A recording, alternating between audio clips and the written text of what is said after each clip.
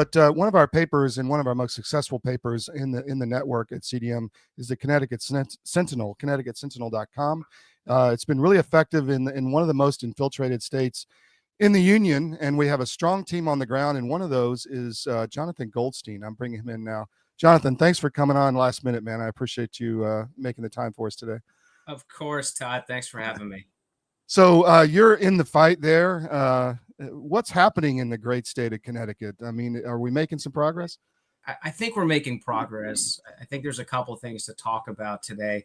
I mean, there's so many bad bills coming out of Hartford. One of them is 7033. It's effectively to allow Connecticut to become the next California or New York. And about a week ago, you had New York residents in Brooklyn protesting a homeless shelter. Now, that's a physical structure. We all want to help the homeless. We want to have ways to solve these problems. Connecticut's passing genius legislation that allow you to effectively park your car, be homeless in a shopping center, which isn't a public place. It's defined a lot of things as public places, and the cops can't do anything about it. So, if this actually passes, it came off the floor. I mean, it can go onto the floor any day. And with a Democrat-controlled majority in Hartford, it's likely to automatically pass or just go, or sometimes they never get to the floor. But could you just imagine like Todd's Point or Binney Park or anywhere in Westport, which is probably the highest liberal per capita outside of Stanford in our district, just, putting up a nice, homeless tent on the beach and leaving it there. Like the thing about these policies, we have one party control in this state. So you can't blame the other party, being conservatives, Republicans, whatever you want to call us, whatever our term in drag today is. And these are just bad bills. And they don't do the realization. I wrote an article a couple of weeks ago for the Sentinel. I went to a Chris Murphy event, and I was one of like 3.5 conservatives in the room, and everyone felt endangered and triggered, and safe spaces for all. But what was most concerning to me, and probably the most enjoyable part of the experience, was two things. I'm standing outside by a Chris Murphy Must Go sign. I'm wearing a blue shirt. I'm not wearing anything patriotic or anything like Trump is my savior, nothing along these lines to put me into another quote Trump derangement syndrome. And this woman, again, the average person who attends these events is beyond postmenopausal, just before the retirement community, or maybe they're bussed in from the retirement community. Yeah. He asked me if I was a paid agitator and if I was going to hurt her grandson when he showed up in attendance. Now, I would never even think to be called a paid anything, but the fact that these thoughts are through their minds indicates that they're clearly getting paid to do what they do. But it's projection, right? I mean, they're just projecting on you what they're doing themselves. Right. One finger pointing at you, 3 point back. That's the rule. It's a 3 to 1. And in Connecticut, it's probably about 3 to 1 in the actual Connecticut legislature. The second important thing that happened was there were 2 bathrooms that used to be a male and a female restroom. And they just took off the sign and they put all gender or gender neutral. Now, it was the man and the female, but it wasn't like the third one, half man, half dress. Right. And I'm going in there to use a urinal, not designed for women. Women, I love you to death, but there's women-specific designs for bicycle seats. Yeah. If you can squat into a male urinal, that's clearly like an Olympic feat.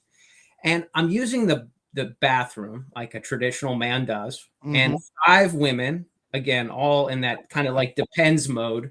We're not sure if they're using depends or not. Come in and like, oh my God, I'm so sorry. I'm up, and I'm like, but why? This is what you wanted. Yeah. This is what you voted for. This is what you pushed. This is what you protest for. Right. And I purposely stood there for an extra 5 minutes just to constantly, and I thought to myself, look, I'm a grown man. These women are of the age of, majority or seniority or whatever. But imagine if I'm a male teacher, regardless of whether I'm a Republican or Democrat, and little Susie, the high school kid who's 17, walks in, and her teacher, Mr. Tom or Todd, whatever we want to call him, is zipping up as he rotates. Yeah. No kidding. That teacher is going to the romper room, and an investigation is launched. Now we have to find a substitute teacher. we already have enough problems. I think Greenwich has some of the highest rates of absentees on, funny you should mention it, Thursday, Fridays, and Mondays. Yeah, it's amazing. I can't imagine how that works. Well, a lot of this is just chaos they want to create opportunities like you're talking about there, to like put people in bad positions and then, take advantage of that and interrupt their careers or get rid of people they don't like or whatever. I mean, you could go down the list, right? Yeah, but most of these teachers in Stanford are probably of their same values. And Yeah. I think most of these, I'm going to say Democrats, or have never seen their policies in play. And these women, for the first time, saw what the chaos is of a multi-purpose gender neutral bathroom is. Now, Yeah. like, I work in construction is one of the things that I do. This is a special report. Knowing how to invest your money is harder than ever before. Dealing with stock market volatility, record debt, and terrorist attacks requires new thinking. At U.S. Asset Management, we can help you see the world more clearly so that you can move beyond the chaos and invest with confidence. Call us, visit us online, or drop by our office. U.S. Asset Management, helping you make better decisions with your money. Your government doesn't care about you. That's why you need a medical emergency kit. It contains life-saving medications like ivermectin, Z-Pak, and antibiotics. Stock them before they block them. Mm-hmm. But, we just put toilet, we put water closet, and, there's communal water closets with a communal sink, but each one has a separate stall. Sure. Like, this doesn't work. And the funny thing about Connecticut is you watch what California does, or you watch what New York goes, wait 2.5 years. We don't even learn from how to implement it properly. We still screw it up with lessons learned from these two one's a neighboring state and one is just a state that sets all geniusness. Like, again, these tents, this is California, this is San Francisco, this is, exactly what we're expecting to happen in Connecticut if this passes. So, well, you've already started to see it. And I know the Jackie who runs the Sentinel has been, I guess, documenting, tents on the exit to Greenwich off I-95 and all that. I mean, it's coming. You're right. And that's going to be the trigger, because those people live in a bubble. And when they start to see what the rest of the country is experiencing, it's going to be interesting to watch their reaction.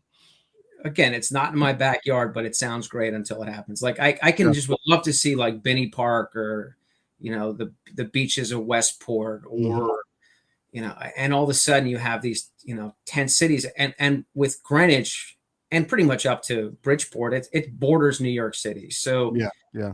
This is a simply race to the bottom. I'd expect you to see people from New York coming and parking their cars. And, if there's no threat of police, then this is what's going to happen. You're going to have a race to the bottom, and it's the wrong kind of bottom.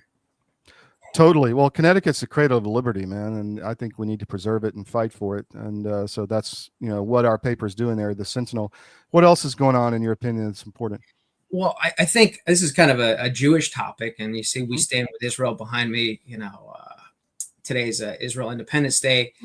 AIPAC, we tried to get AIPAC to support my father, a Republican, Jewish, conservative running. I mean, what better candidate for AIPAC, and our organization plugged in with Israel. And, they spent $14 million to primary out Jamal Bowman, who was a controversial New York congressman. I think he pulled a fire alarm. He's he's anti-Semitic, pro-Palestinian. And I think the totals that they gave to Chris Murphy were about $154,000, I think, career-wise. Jim Himes is, I think, $72,000. Blumenthal has, I think, received about almost $400,000 plus in lobbying from AIPAC. And now on Facebook, you see all these ads against Chris Murphy to support AIPAC to challenge Chris Murphy, because he was one of, I think, 15 senators that voted in favor of Bernie Sanders' vital arms blocking bill. The U.S. and Israel, very strong allies. Whatever we invest in Israel, we typically get back twofold. Technology-wise, I mean, it's truly a return on investment for whatever we do. And so Bernie Sanders put out this legislation to block this arms sale, and Murphy was one of those people. And so rather than attempt to try to shake up Connecticut, they put $14 million to one primary seat, where if $14 million came into the state of Connecticut to support again, Matt Corey, who challenged, Yeah. Murphy, and they put in, $2 million to each one of those congressional seats. I think Connecticut would have flipped at least 2 out of the 5 congressional seats, and possibly took a shot at the Murphy purse of over $10 million. So you think about how money is poured the wrong way. Connecticut is a venture capital investment for political change. Yeah, sure. It is. I don't think AIPAC's going to support Corey, but we'll see. Maybe they'll do the right thing down the road. Well, we have 6 years for that race, and I think we have 2 more plus for Blumenthal. But yeah, it's the funny thing that it's like buyer's remorse. Like these guys might have been neutral on Israel. If you're neutral on Israel and AIPAC is a predominantly Israel plus focus, it's the status quo doesn't work. Totally. Jonathan, thanks for coming on, man. I appreciate you filling a segment for us today. Hey, absolutely. Anytime. Thanks for having me. Yeah, man. We'll have you back. Take care. Perfect. Take care.